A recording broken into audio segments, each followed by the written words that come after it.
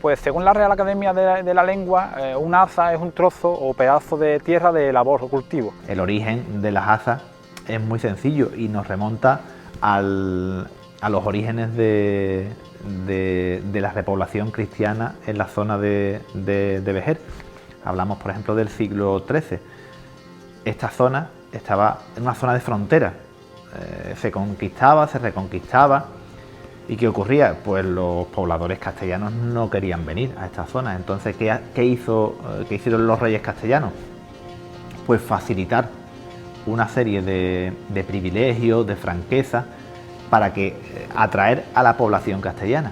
Y de ahí, de ese origen del siglo XIII más o menos, es cuando data el nacimiento de las hazas de suerte como tierras de labor. Los antiguos tenían una idea muy clara de cómo quería que esa aza tuviese esa forma física, porque ellos lo que querían, esa tira tan alargada que parece una faja, que de ahí el nombre de aza, es una especie de faja de terreno, y su idea era, mientras más larga sea el terreno, mucho más fácil era labrarla, porque en aquel momento evidentemente lo que había eran yuntas de bueyes, y entonces lo que más tardaba en dar la vuelta era la yunta de bueyes. Son tierras gordas, la mayoría de ellas. El producto que da cuando llueve es bueno. Estamos hablando de que son tierras de secano. Entonces tenemos que tener en cuenta un poco la climatología, pero cuando el año acompaña, pues lógicamente el rendimiento es bueno. Se repartía mejor tierras malas, tierras medias y tierras altas, con lo cual ellos llevaban una idea muy clara de lo que querían. Cada caballería le corresponden 2 hazas. En la caballería se le dio a los caballeros que tenían caballos, y las hazas era para los peones, los guerreros de a pie. Tienen la categoría jurídica de bienes comunales, y la peculiaridad es el modo de explotación, de sorteo, de utilización, de aprovechamiento de esas hazas, que es mediante el sorteo que todos conocemos cada cuatro años. Procedemos de nuestra segregación de Vejer de la Frontera, que cuando al segregarnos de nuestro municipio matriz nos correspondieron en el reparto de derechos y de deberes, nos correspondieron 124 hazas. De esas 124 hazas, en aquel momento había parte que estaba en el término de Barbate, y al no haber suficiente tuvieron también que adjudicárnosla en el municipio de Vejer. Concretamente en Barbate tocaron 87 y en Vejer tocaron 37. Son bienes comunales que pertenecen al pueblo. Su aprovechamiento pertenece al pueblo, a los vecinos, en este caso de Vejer en aquella época. La importancia que tiene es grandísima, porque nos retrotrae a los orígenes de Vejer, a los orígenes de Barbate. En el sector en el que estamos, que es la agricultura y la ganadería, es primordial, es la importancia, dado que las hazas están para disfrute de gente que realmente no tenemos más recursos que los propios de las hazas nos dan. El propio reglamento te dice claramente que no se pueden tener en propiedad más de X hectáreas, o en arrendamiento más de 50, quiero recordar que eran, y en propiedad 30. Entonces quiere decir que las hazas nos sirven a gente que no tenemos otros recursos, y gracias a ello estamos subsistiendo y sacando nuestras familias adelante. Hoy están repartidas, las de Vejer siguen intactas, y las de Barbate, de aquellas 87, pues 70 hazas y media fueron expropiadas allá en el año 81, cuando se declaró toda la sierra del Retín, se declaró de interés para la defensa nacional. A partir del 81, con la expropiación de las hazas de suerte, pues el Ministerio nos expropia toda la mayor parte de Manzanete, de la del lomo de Manzanete, que eran 70 hazas y media, y nos quedamos bastante mermados los bienes comunales. Aquello fue, yo siempre digo que a lo largo del tiempo me ha parecido una muy injusta expropiación, porque aparte de que el justiprecio que se nos pagó fue bastante inferior al que se pagaron a los propietarios que reclamaron. De hecho, nos expropiaron 839 hectáreas, de las cuales se pagaron 283 millones de pesetas de aquella época, y dejamos de perder, según declaraciones posteriores, pues se dejaron de perder cerca de 1.000 millones de pesetas de aquella época. A los propietarios de la Sierra del Retín que reclamaron ese justiprecio, le pagaron 5 veces más que nos pagaron a nosotros. ¿Por qué no se reclamó ese justiprecio? Bueno, en aquella época, en aras a la buena armonía de las administraciones, era un tiempo difícil, era el golpe de Estado del 81, no sé qué, no sé cuánto. Lo cierto es que aceptamos ese justiprecio y nos lo comimos. Hubo un intento de recuperar las azas de suerte ya en enero del 92 con un recurso de contencioso administrativo que se presenta al Ayuntamiento de Barbate en tiempo de Francisco Tamayo, de alcalde, y mediante sentencia del año 94 el Tribunal Supremo decía claramente que la expropiación era legal y además que habían pasado 10 años, que era el periodo máximo que había para reclamar el justiprecio, con lo cual la declaración o la sentencia decía que era una expropiación legal porque el interés de la defensa nacional estaba por encima del interés local y además, al no haber pasado un periodo de 10 años sin reclamaciones económicas, ese justiprecio era justo. Por eso el tema de las azas en la segregación fue ciertamente traumático, sobre todo porque en Barbate había gente que temía perder el disfrute y en Barbate, y en Vejer, los vecinos de Vejer no querían perder su parte proporcional. ¿Qué ocurre? Que desde el punto de vista jurídico, la cuestión no es tan fácil. Cuando se segrega un municipio de otro, es como si se formaran dos municipios iguales, Barbate y Vejer. Entonces, el municipio que se segrega tiene derecho a una parte proporcional de bienes de propio y de bienes comunales. Aquí en esta zona toda es de secano. Estamos ahora mismo cerca de las azas de Bujar y de Manzanete, 2 de Manzanete y unos sobrantes que quedaron tras la expropiación del Retín y de parte de nuestras azas de suerte. Esos picos de asas son el resultado de la delimitación definitiva del polígono de Tiro. El polígono de Tiro por la parte norte llegaba a la carretera nacional 340 y ahí se quedaron algunas azas físicamente y que están dentro del sorteo y se quedaron otros restos de asas por encima del norte de la carretera y ahí en Manzanete que se quedaron sin expropiar, pero también se quedaron sin regularizar. Es decir, la Junta de Azas de aquella época no las asumió como suyas y no las regularizó. La depuración de unos errores que ha habido desde el año 38 que nos segregamos, como por ejemplo la inscripción a nombre del ayuntamiento de las azas del Común de Vecinos de Barbate, que tienen que ser a nombre del Común de Vecinos de Barbate, y estaba puesto a nombre del ayuntamiento. Eso también se ha cambiado. También hay una serie de problemáticas que ya no llevan su labor administrativa, pero también su labor de investigación, contrastación. Eso se ha quedado por ocupantes en precario desde el año 81 y bueno, y estamos en este proceso ahora mismo. Hay unos señores que están ahí ocupando unas tierras comunales y no están regularizados. Estamos intentando, este año precisamente, se ha hecho un trabajo de medición y catalogación actualizado de todas las azas, en las cuales hemos superficiado todos esos picos de azas. Se ha hecho una medición que desde el 38 e incluso después de la expropiación no se había medido ni las azas ni los sobrantes que quedaron de azas. Eso es un hito muy importante porque vamos a saber exactamente qué miden nuestras azas, que por encima sabemos que miden entre 12,5 y 3,5 hectáreas, pero también vamos a saber qué mide cada pico, cada sobrante que quedó después de la expropiación del Retín.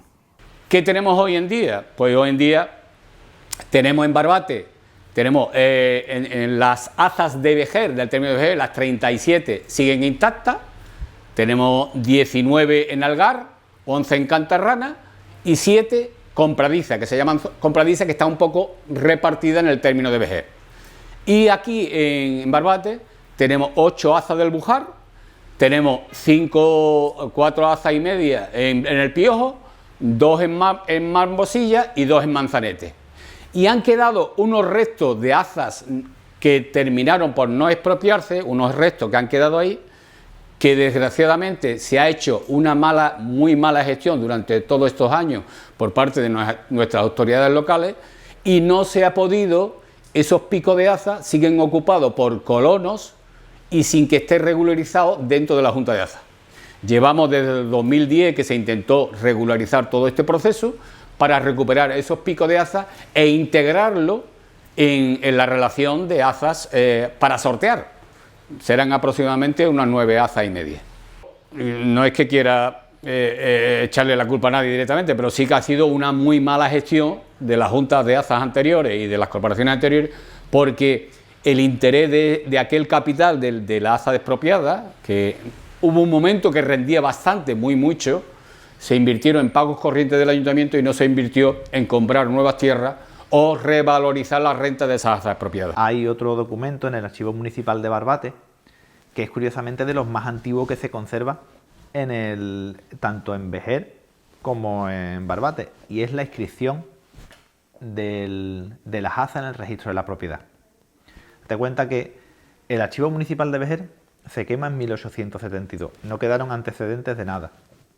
Después, el registro de la propiedad se instituyó en 1863 y en 1855 fue la ley de desamortización general.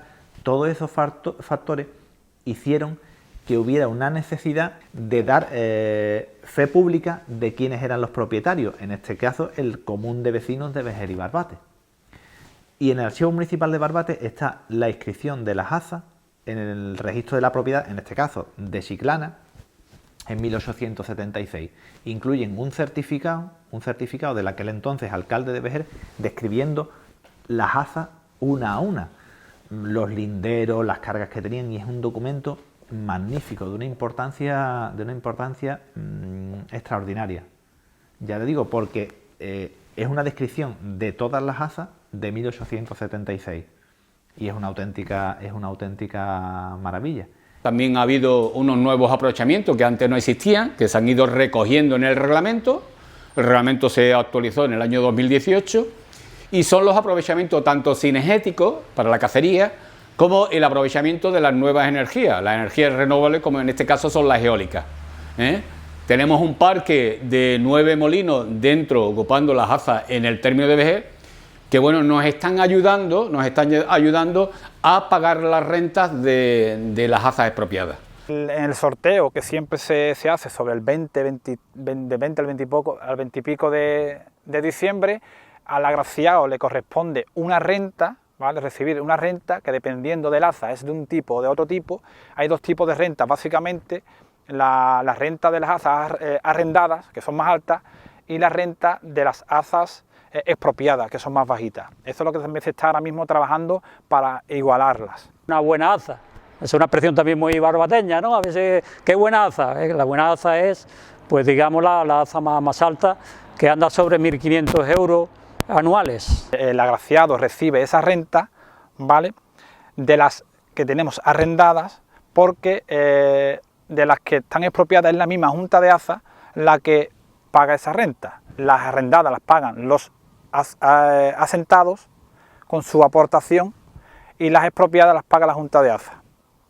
Al agraciado le corresponde la renta y al asentado le corresponde cultivar el AZA y pagar la renta al agraciado, siempre y cuando te toque en el sorteo una AZA que sea arrendada, que no esté expropiada. Si es expropiada, como he comentado, es la Junta de AZA la que se hace cargo de esa renta. Pues queremos que se apruebe un incremento importante y sustancial de esas AZAs expropiadas para intentar equipararlas a las AZAs que ocupan los asentados. Deciros, desgraciadamente actualmente la AZA expropiada está en torno a 425 o 450 euros al año, y una AZA cualquiera, la mínima de los asentados, están en torno a 900 y algo. Los sorteos de AZA, las AZA generan, por ejemplo, unos documentos que son muy interesantes, por ejemplo, son los padrones. Donde se recogen todos los nombres de los agraciados, de los posibles agraciados. En el año 40 se hizo el primer reglamento y se hizo el primer censo de ciudadanos de Barbate, el primer padrón de AZA. Se acabó con los sorteos y se hizo el siguiente padrón, el año 60, que es el padrón que tenemos vigente actualmente y en el que quedan unos 900 vecinos, más o menos.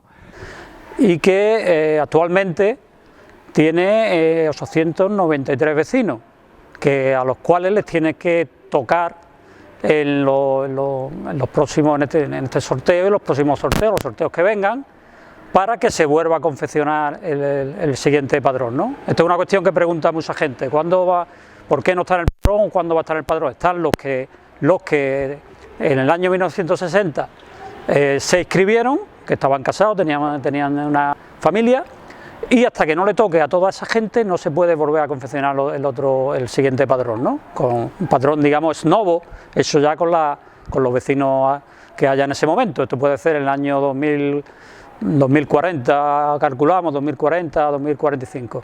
En cuanto a los padrones, es muy curioso que el primer sorteo de AZA se celebró en Barbate en 1940. Pues están puestos los nombres y los motes. Es un documento interesantísimo, porque te vienen, claro, los nombres de quienes estaban inscritos en el padrón, y aparte los motes, como una forma más de diferenciar a las personas. Y en esos primeros padrones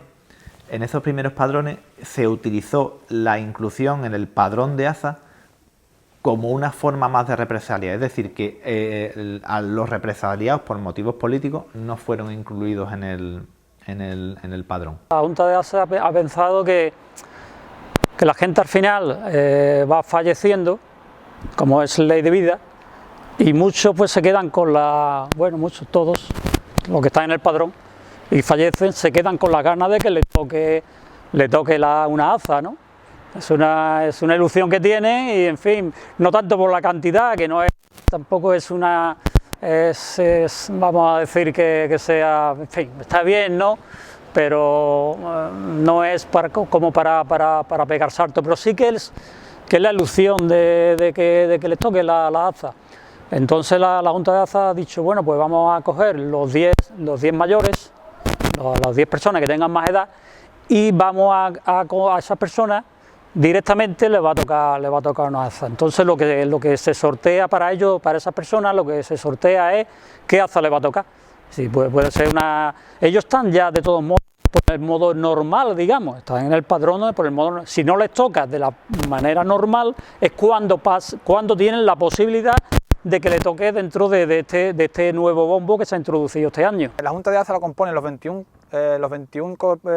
componentes de la corporación municipal, el alcalde a su cabeza, que es presidente de la Junta de AZA, los 20 concejales y 21 asociados. 21 asociados son aquellas personas de diferentes sectores sociales de Barbate que contribuyen en el control y la gestión de la Junta de AZA. Y también se va confeccionando, se va, digamos, organizando cómo elegir a la Junta de AZA, que se publica en el tablón de anuncios un edicto del alcalde diciendo que todas las asociaciones del pueblo, todas las asociaciones culturales y demás que están legalmente constituidas, puedan presentar sus miembros para formar parte como asociados de la Junta de AZA, que se presenta de esta manera, o bien a través de asociaciones, o bien con la gente que representa a los asentados, que son los que están en la AZA de Suerte cultivando las AZA, lo eligen ellos mismos. Los asentados, que son las personas que tienen los aperos necesarios y están dentro del padrón de agricultores para cultivar esa AZA. Y la actividad mía es la siembra y recolección de pastos y forraje para la manutención de los animales. Luego también el pico de AZA o los que disfrutamos de las mismas nos sirve de laboreo para los animales, de pastoreo, perdón, para los animales. La Junta de AZA es el gobierno, cómo se administra la cuestión de todo lo que tenga que ver tanto con el sorteo como con las tierras de AZA y demás, ¿no? Y esta Junta de AZA se tiene que constituir el mismo año del sorteo. No es exactamente el mismo. ¿Por qué? Para empezar, no podemos tener gente, siempre ha sido público el sorteo siempre ha sido público, ha sido dentro del ayuntamiento, la gente se han puesto unos altavoces en la puerta del ayuntamiento para que la gente acuda a la plaza. Yo los recuerdos que tengo de los sorteos de AZA, yo vivía cerca del ayuntamiento, entonces eran los altavoces, la megafonía y lo pendiente que estaba la gente, ¿sabe? Pendiente a ver si le tocaba a uno, a ver si le tocaba a otro. Pero estamos en una situación excepcional, como todo el mundo sabe, y esto pues van a estar las comisiones y las comisiones de AZA y poco más, porque no puede haber más público. Lo normal es que haya dos bombos, ¿no? En un bombo están todas las azas, las 124 azas que tiene Barbate, y en otro bombo están las bolillas de los agraciados.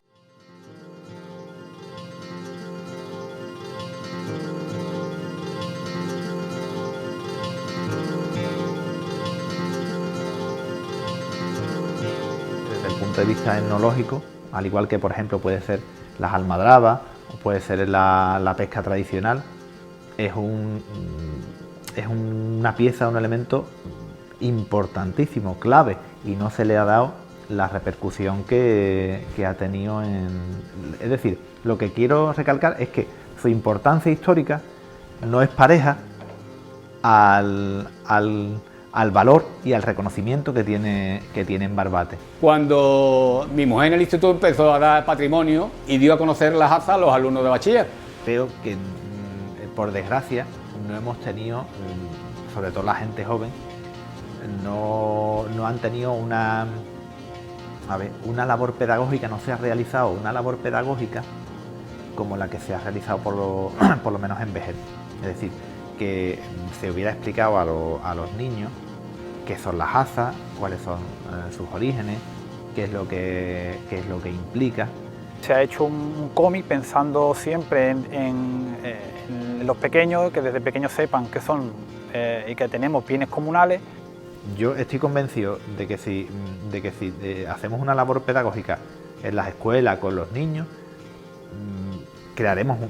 le inculcaremos a esa generación unos valores de respeto por nuestro patrimonio.